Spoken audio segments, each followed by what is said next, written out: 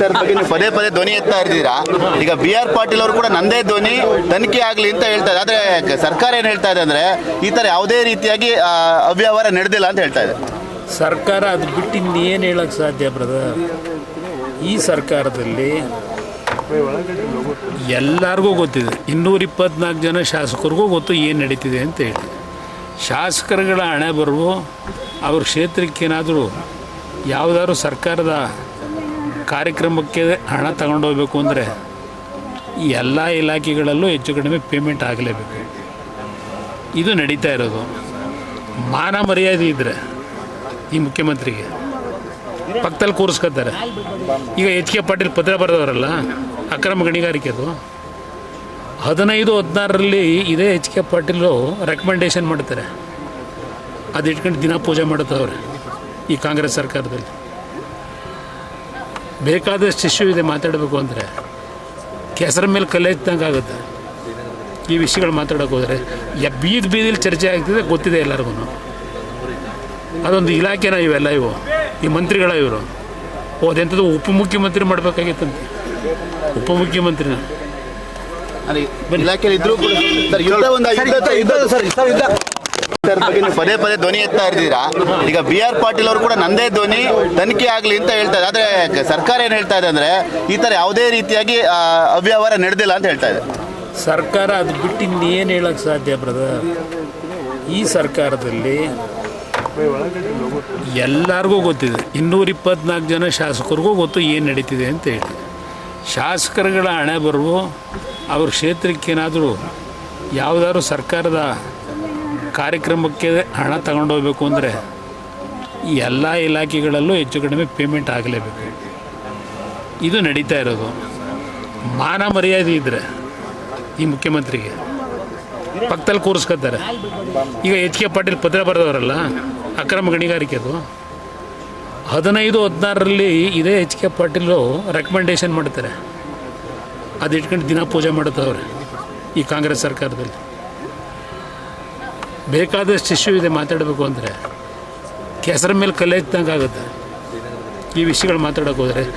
ಬೀದಿಲಿ ಚರ್ಚೆ ಆಗ್ತಿದೆ, ಗೊತ್ತಿದೆ ಎಲ್ಲರಿಗೂ. ಅದೊಂದು ಇಲಾಖೆನ ಇವೆಲ್ಲ ಇವು, ಈ ಮಂತ್ರಿಗಳ ಇವರು ಹೋದೆಂಥದ್ದು ಉಪಮುಖ್ಯಮಂತ್ರಿ ಮಾಡಬೇಕಾಗಿತ್ತಂತೆ. ಉಪಮುಖ್ಯಮಂತ್ರಿನ ಇಲಾಖೆ ಇದ್ರೂ ಬಗ್ಗೆ ನೀವು ಪದೇ ಪದೇ ಧ್ವನಿ ಎತ್ತಾ ಇದ್ದೀರಾ. ಈಗ BR ಪಾಟೀಲ್ ಅವರು ಕೂಡ ನಂದೇ ಧ್ವನಿ ತನಿಖೆ ಆಗಲಿ ಅಂತ ಹೇಳ್ತಾ ಇದೆ. ಆದರೆ ಸರ್ಕಾರ ಏನು ಹೇಳ್ತಾ ಇದೆ ಅಂದರೆ ಈ ಥರ ಯಾವುದೇ ರೀತಿಯಾಗಿ ಅವ್ಯವಹಾರ ನಡೆದಿಲ್ಲ ಅಂತ ಹೇಳ್ತಾ ಇದೆ. ಸರ್ಕಾರ ಅದು ಬಿಟ್ಟು ಇನ್ನೇನು ಹೇಳಕ್ಕೆ ಸಾಧ್ಯ ಬ್ರದರ್? ಈ ಸರ್ಕಾರದಲ್ಲಿ ಎಲ್ಲರಿಗೂ ಗೊತ್ತಿದೆ, 224 ಜನ ಶಾಸಕರಿಗೂ ಗೊತ್ತು ಏನು ನಡೀತಿದೆ ಅಂತ ಹೇಳಿ. ಶಾಸಕರುಗಳ ಹಣೆ ಬರುವು ಅವ್ರ ಕ್ಷೇತ್ರಕ್ಕೇನಾದರೂ ಯಾವುದಾದ್ರು ಸರ್ಕಾರದ ಕಾರ್ಯಕ್ರಮಕ್ಕೆ ಹಣ ತಗೊಂಡೋಗ್ಬೇಕು ಅಂದರೆ ಈ ಎಲ್ಲ ಇಲಾಖೆಗಳಲ್ಲೂ ಹೆಚ್ಚು ಕಡಿಮೆ ಪೇಮೆಂಟ್ ಆಗಲೇಬೇಕು. ಇದು ನಡೀತಾ ಇರೋದು.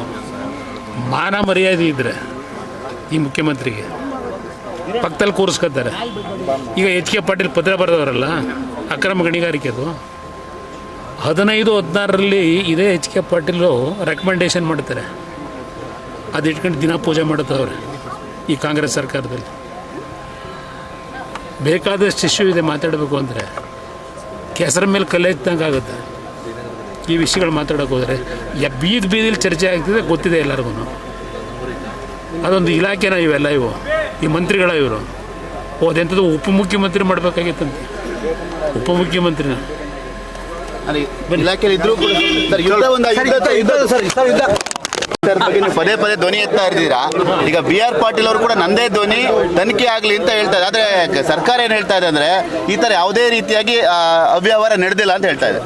ಸರ್ಕಾರ ಅದು ಬಿಟ್ಟು ಇನ್ನೇನು ಹೇಳಕ್ಕೆ ಸಾಧ್ಯ ಬ್ರದರ್? ಈ ಸರ್ಕಾರದಲ್ಲಿ ಎಲ್ಲರಿಗೂ ಗೊತ್ತಿದೆ, 224 ಜನ ಶಾಸಕರಿಗೂ ಗೊತ್ತು ಏನು ನಡೀತಿದೆ ಅಂತ ಹೇಳಿ. ಶಾಸಕರುಗಳ ಹಣೆ ಬರುವು ಅವ್ರ ಕ್ಷೇತ್ರಕ್ಕೇನಾದರೂ ಯಾವುದಾದ್ರು ಸರ್ಕಾರದ ಕಾರ್ಯಕ್ರಮಕ್ಕೆ ಹಣ ತಗೊಂಡೋಗ್ಬೇಕು ಅಂದರೆ ಈ ಎಲ್ಲ ಇಲಾಖೆಗಳಲ್ಲೂ ಹೆಚ್ಚು ಕಡಿಮೆ ಪೇಮೆಂಟ್ ಆಗಲೇಬೇಕು. ಇದು ನಡೀತಾ ಇರೋದು. ಮಾನ ಮರ್ಯಾದೆ ಇದ್ದರೆ ಈ ಮುಖ್ಯಮಂತ್ರಿಗೆ ಪಕ್ಕದಲ್ಲಿ ಕೂರಿಸ್ಕೊತಾರೆ. ಈಗ HK ಪಾಟೀಲ್ ಪತ್ರ ಬರೆದವರಲ್ಲ, ಅಕ್ರಮ ಗಣಿಗಾರಿಕೆದು 15-16ರಲ್ಲಿ ಇದೇ ಎಚ್ ಕೆ ಪಾಟೀಲು ರೆಕಮೆಂಡೇಶನ್ ಮಾಡ್ತಾರೆ. ಅದು ಇಟ್ಕೊಂಡು ದಿನ ಪೂಜೆ ಮಾಡುತ್ತವ್ರೆ ಈ ಕಾಂಗ್ರೆಸ್ ಸರ್ಕಾರದಲ್ಲಿ. ಬೇಕಾದಷ್ಟು ಇಶ್ಯೂ ಇದೆ ಮಾತಾಡಬೇಕು ಅಂದರೆ, ಕೆಸರ ಮೇಲೆ ಕಲ್ಲೆತ್ತಂಗೆ ಆಗುತ್ತೆ ಈ ವಿಷಯಗಳು ಮಾತಾಡೋಕೆ ಹೋದರೆ. ಬೀದಿಲಿ ಚರ್ಚೆ ಆಗ್ತಿದೆ, ಗೊತ್ತಿದೆ ಎಲ್ಲರಿಗೂ. ಅದೊಂದು ಇಲಾಖೆನ ಇವೆಲ್ಲ ಈ ಮಂತ್ರಿಗಳ ಇವರು ಅದೆಂಥದ್ದು ಉಪಮುಖ್ಯಮಂತ್ರಿ ಮಾಡಬೇಕಾಗಿತ್ತಂತೆ. ಉಪಮುಖ್ಯಮಂತ್ರಿನ ಇಲಾಖೆ ಇದ್ರೂ ಕೂಡ ಹೆಚ್ಚಿನ ವಿಡಿಯೋಗಳಿಗೆ ಪ್ರತಿಧ್ವನಿ ಯೂಟ್ಯೂಬ್ ಚಾನೆಲ್ ಸಬ್ಸ್ಕ್ರೈಬ್ ಮಾಡಿ, ಬೆಲ್ ಐಕಾನ್ ಕ್ಲಿಕ್ ಮಾಡಿ.